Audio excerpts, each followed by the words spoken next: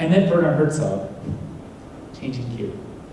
I met Werner Herzog after he saw the director's cut of The Act of Killing. He phoned me totally out of the blue, said beautiful things about it, asked me what I was doing next. I said I was making a short version of the film so that it could come out in American cinemas, because I understood that American distributors wouldn't be able to take the same film that other countries were taking.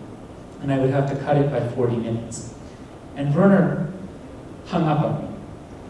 And actually, I became a filmmaker because of Werner.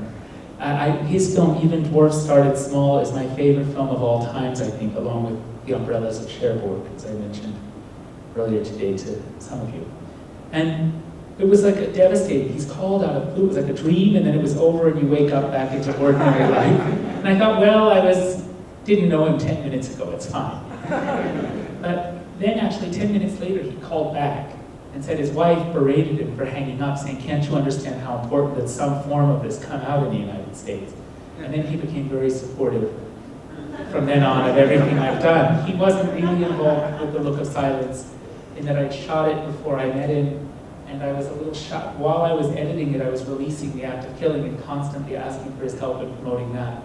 And I was a little nervous whether he would like The Look of Silence as much. When I showed it to him, he did like it as much. And he sees it, as I do, as part of one single work. So often people will compare which film they like better, or which is more experimental, or which is more conventional.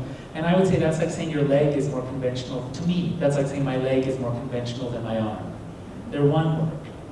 Especially if you take this film with that uncut version of The Act of Killing, which Werner still feels is the only legitimate version, even though he continued to support both versions.